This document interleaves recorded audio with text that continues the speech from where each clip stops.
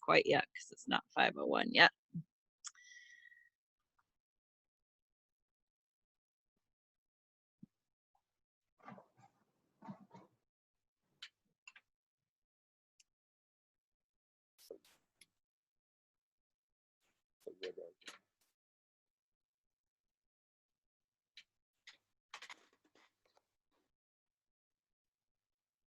People signing on here.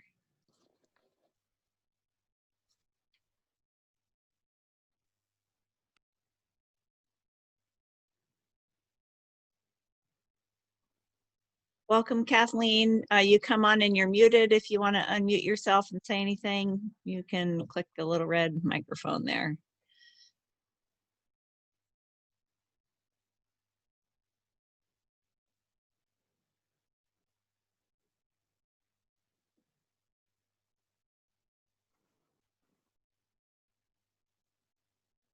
All right, well, I'll keep an eye on the waiting room here.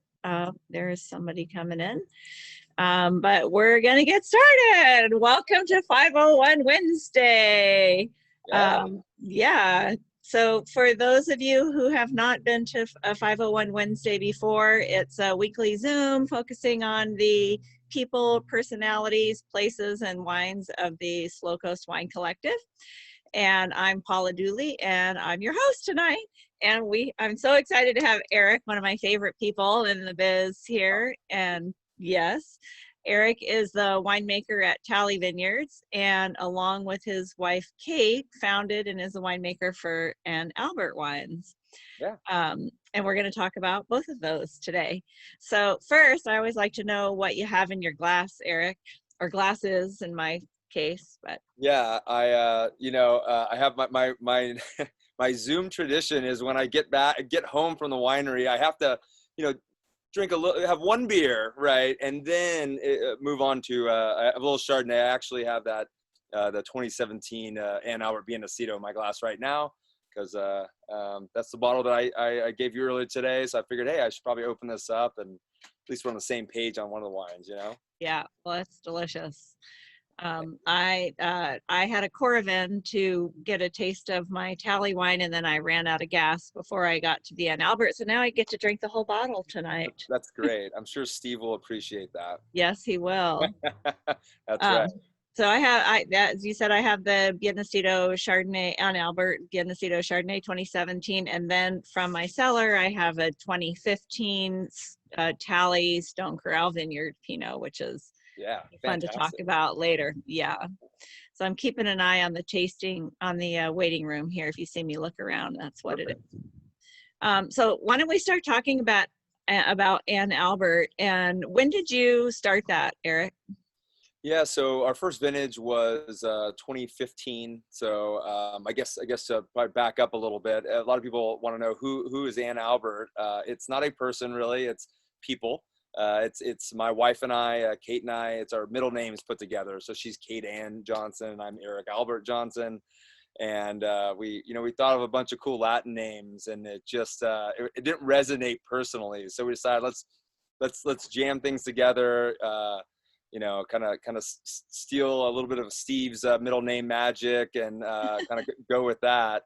And so, yeah, in 2015, our whole thing is we wanted to make kind of California Chablis. That was our deal. We know that, California is very different from Chablis, but we thought there's some really great vineyards out there that would be Chablis-esque, I guess you could say.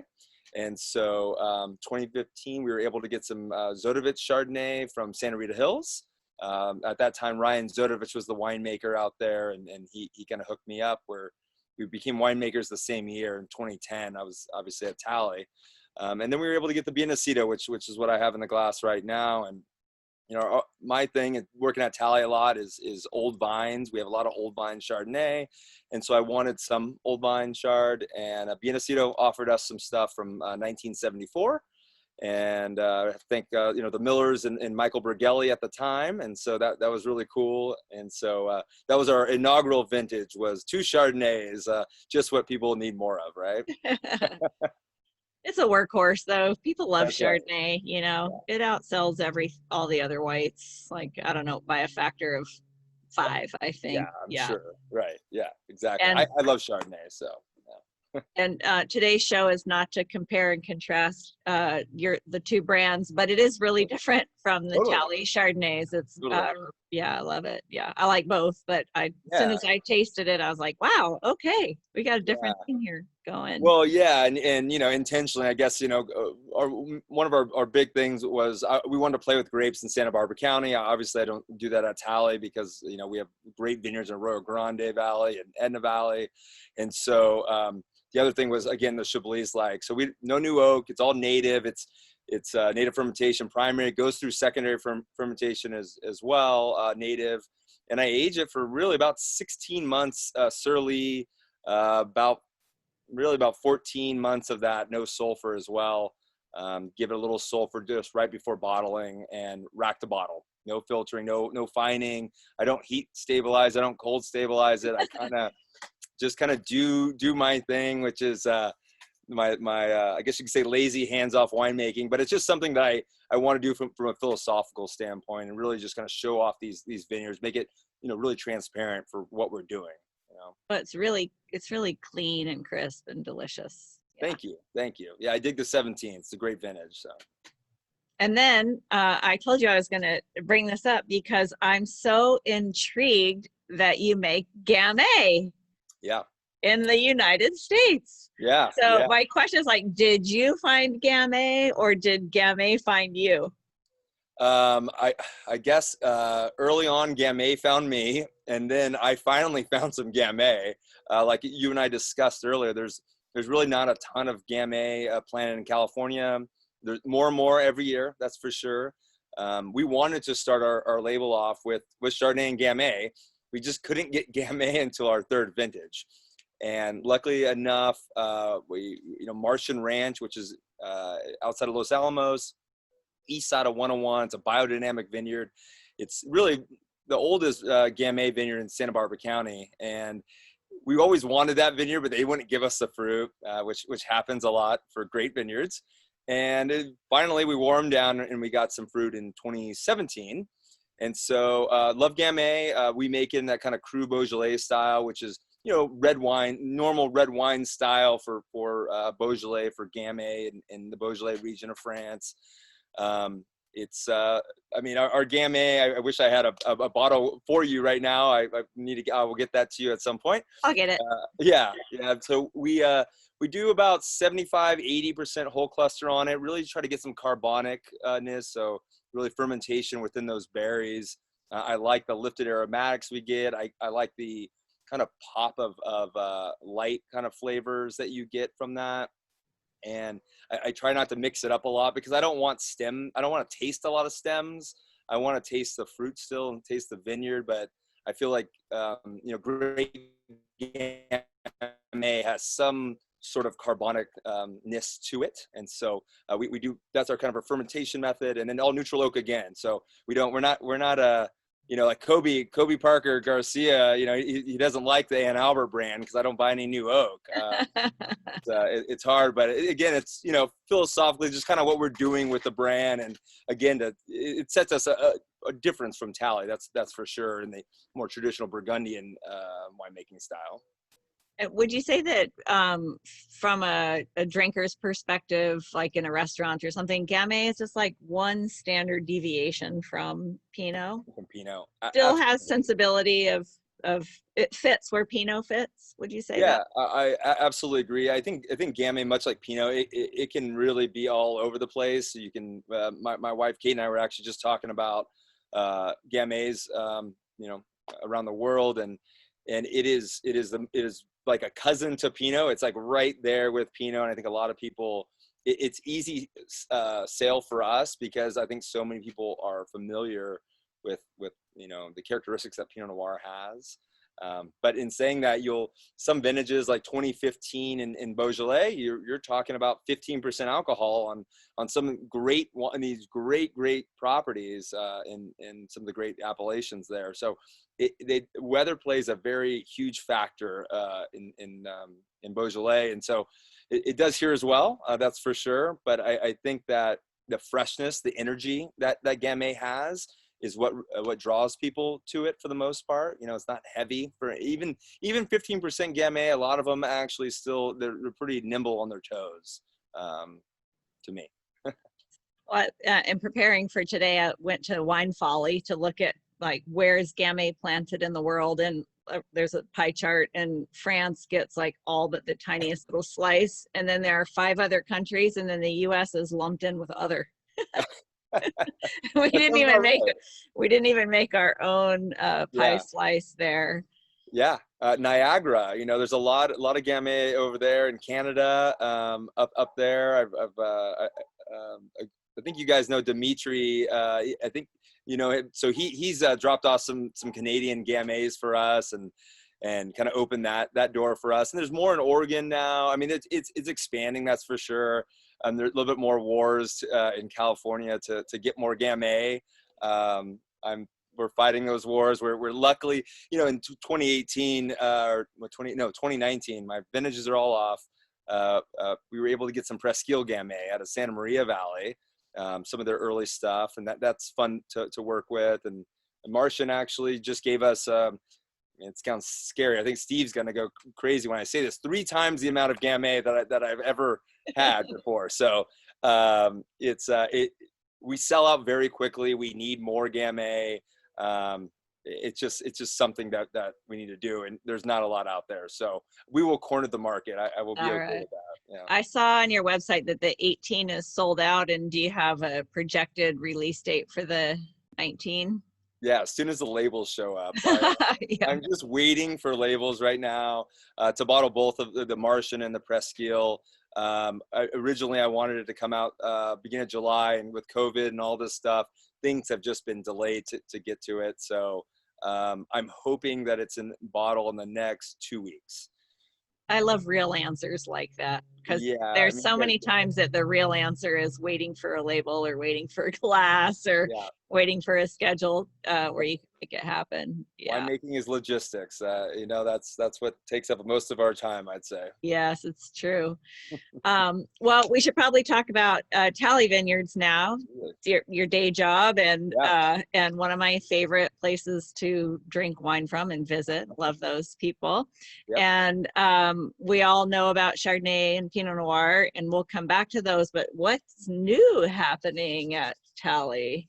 Yeah, it's been a fun couple of years, honestly. We've always had a lot of Pinot Noir and Chardonnay on the property, and 07 we planted a little bit of Syrah.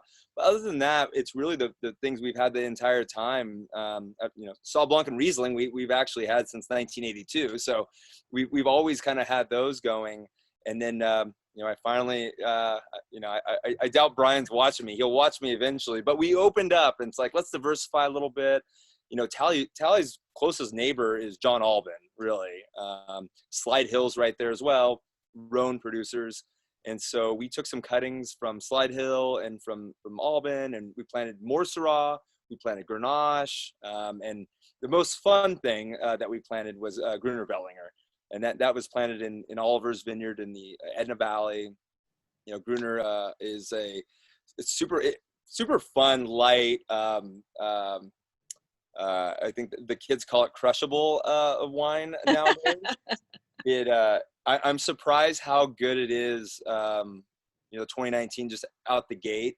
It's we were very careful with it, just stainless fermentation, just kind of let's just see what it tastes like in a pure environment, kind of a thing. And we're stoked, and it's funny because people ask us, oh, why did why Gruner, of all things, why Gruner? And it's because of Johnine Talley's favorite white varietal besides Chardonnay. So, I think one time, probably 10 years ago, now that you say that, I happened to be at a tasting where Brian and Johnine were, and we went to someplace in San Francisco and had, I don't know whose it was, Gruner and oysters. Yeah, perfect pairing. Yeah, absolutely. It's fun to play with different varietals. I love making Pinot and Chard. I love Pinot and Chard. There's nothing, it's just a different kind of adventure, I guess you could say, and it expands the harvest a little bit as well. Grenache doesn't come off until really the last stuff, but we're stoked. Actually, I opened up have to do tasting notes tonight on the 2018 Grenache. So I actually do have, I have this next to me, if I can kind of see it, you know, there we There you go. go. Yeah. Grenache backwards, you know. So it's fun to do. And, you know, I'm trying to do these things. Look, Syrah, like try, you know, ode to Northern Rhone, and, you know, I'm not really doing any new oak, a lot of whole cluster in it. And then Grenache, just trying to make a really pretty Grenache, not too heavy. I always say, I don't like to, drink my wine with spoons. You know, it doesn't need to be thick. I want it to be, I always like wine. I always like to have more than one glass, I guess is my thing, which, you Yeah. know, it happens. So. Well, someone has just chatted up, is it a high acid variety? And I think that was about Grenache, unless it was about Gruner, It but could be about, well, let's either talk one. about Grenache. Yeah. Yeah. Yeah. So Gruner, yes, it's quite energetic and vibrant. Electric, I guess, is probably the word. The Grenache actually carries a decent acid profile where we are. We get a decent crop, like how Grenache is, and it holds its acid fairly well. So I'd say both are bright. Gruner the brightest. That's on another spectrum. I think these cool climate Grenaches are just from the Edna Valley that, or from, I should say, this coastal region, are super fascinating and way more interesting than a Grenache from a warm climate that can get jammy. These have, when I open a bottle, like there's this pour glass, so much complexity that comes from, I think, being that late ripe, I would guess, being that very late ripener. Yeah. Yeah, no, I agree. I think cool climate Rhones. I love cool climate Rhones. That's my drive. I think you get more spice characteristic. You get more, obviously, that pepper characteristic. They're prettier. They do hold their acid more. I agree. I love it. You know, what kind of really made me want to plant Grenache at Talley was Steve. I think Steve, you got that Jesperson Grenache years ago. I mean, that was a long time ago. And I remember, I mean, that was Jill and Daniel days, and that stuff was so great. I love that stuff. I think they realized how good that stuff is too. And then maybe he didn't get it anymore. You guys didn't get any more. So yeah, it was a awesome stuff. And so that really kind of started turning me over. It's like, man, we really be great to get some Grenache there. And I just, again, I didn't want to make it super ripe and goopy. And I just wanted to have some elegance to it. Yeah, I think we've gotten actually Grenache, Jesperson, and Spanish Springs, and then B Sweet, which is the vineyard that, you know, that sometimes more of you. Oh, I heard your dog. Oh yeah, yeah. He likes to bark at the runners outside. It's great. It's awesome. Well, hopefully they're not running by at 3 in the morning. Yeah, that's true. Yeah. No. When can people expect to be able to buy some of those Talley Rhone? Yeah, so I think the Syrah, the 17th Syrah just got released, so it's out. That's tasting really nice. The Grenache, I believe, is out August 1st, I want to say. I believe. The Gruner's out. The Gruner is selling quite rapidly, so if people want Gruner, I would go for it. We're not expecting that many people to want Gruner, honestly. So we're stoked. I think we'll have even more this year. Gruner likes to throw a nice crop. But that's yeah, always nice. Yeah, it's good from a monetary standpoint, that's for sure. But yeah, it's in the next month or two, the Grenache will be out, and everything will just keep going. And I think with 2019, I'll have a Syrah Grenache blend as well. Or it will be a Grenache Syrah. I just want to put a little bit of Syrah. So I'll do Syrah, Grenache Syrah, and then Grenache.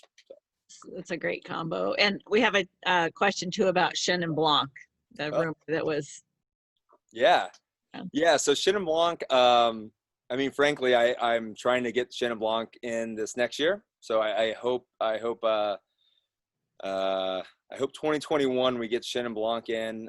Most likely it'll be a graft. It's cheaper that way, and just to kind of reallocate some grapes around. I'm a big Chenin fan.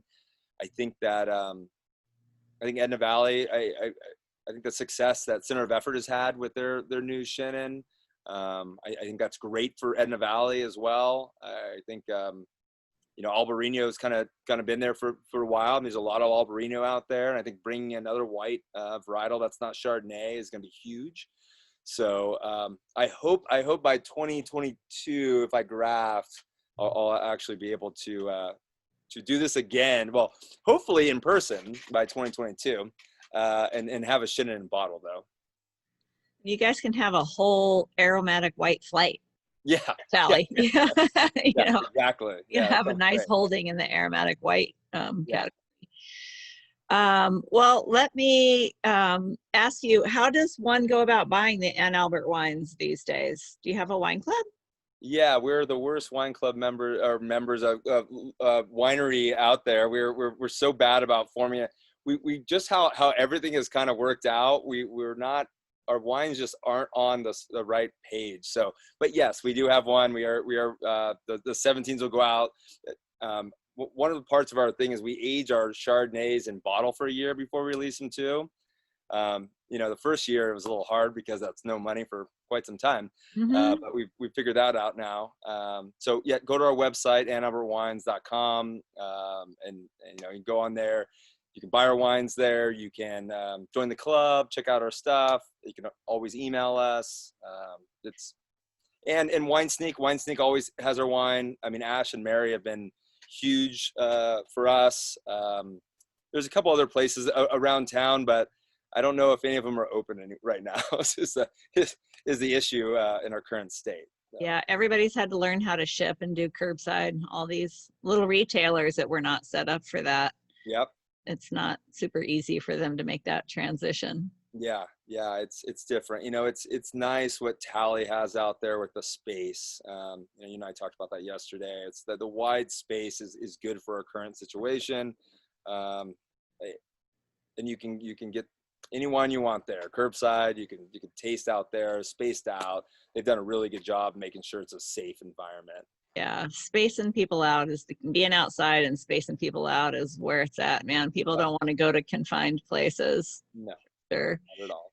And then back to the more traditional wines from Talley. I think you mentioned there was something new coming out. Those are always highly a new release, I should say. Yeah, so it's getting towards harvest, which means our next round of single vineyard Pinots are going to be released. So Stone Corral, which you guys are very, very familiar with, Rincon, and Rosemary's are all getting released. I actually have Rosemary's here because I lost my tasting notes for this one, so I have to do this as well. I don't know where they went, so I'll probably taste that now with you. Are you tasting the Stone Corral? I have the Stone Corral 15, which feels, it was in our cellar in the back there. It's kind of, label's kind of beat up. It is delicious and soft, and every time I have an older Pinot, I am reinforced in my belief that we should wait on a lot of these wines that we make and drink, because it is fabulous. Yeah. Well, in 2015 was an interesting year. It was very short crop, height of the drought. We didn't get much crop really anywhere. It was a rough from that standpoint. That I think that the wines had a lot of texture. They were quite drying. It took a little time to come around, but you're right. You if you can have patience and let them sit in your cellar for a little bit, you'll be rewarded eventually. And I've had a lot of the 15s. It's amazing seeing. We keep a really deep library at Talley, and it's amazing seeing the transition these wines make, and it's fun, especially Stone Corral from 04 all the way to now is pretty cool. And I like the 19 too. I need to pull a sample and drop off a sample of the 19, since we didn't get to have our normal Stone Corral tasting with Kinsey. I'm stoked. It's the most, I think personally, it's the most aromatic Stone Corral that we've made. I tasted it again on Friday back out of barrel, and I'm super stoked for it. I think we could do a Zoom tasting if we just have a little depot to trade some samples and then taste via Zoom. I have a question from somebody asking the name of the Ann Albert Winery again. So why don't you say the name and the name of the website? Oh, okay. It's Ann Albert, ANNALBERT, and the website is annalbertwines.com. I think if you just put Ann Albert in there, you'll get that as well, because I got my website notification that I bought a lot of websites. So I think you'll find it eventually. It'll sneak up on you. Yeah. If you see a picture of me and my wife and maybe my dog and this label, you're on the right track, I guess. It's a really pretty package with the very simple label, and the color of the wax is fantastic. Yeah, our friend hand drew the label, and yeah, it's all friends. Yeah, that's awesome. Yeah. Well, does anybody else? We had another comment that said the 2019 Pinot Noirs are wonderful. That came from Mr. Dooley. Oh yeah, now I see the group chat now. Yeah. Oh yeah, can you see that? Okay. Yeah. Yeah, the 19s are great. I don't. At first, I thought they were like the 18s, but they're not as, they don't have as wide a breadth, I think, as the 18s have. I'm like, Chardonnays took a little time to come around. We have a very slow fermentation at Talley, slow and cold, and don't mind this guy over here, slow and cold, and we eventually. There we go. Hey, buddy. Hi, buddy.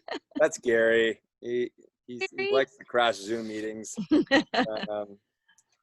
Yeah. So, anyways, yeah, it took some time, but all of our Chardonnays finally went dry first week of July, which is it's stressful.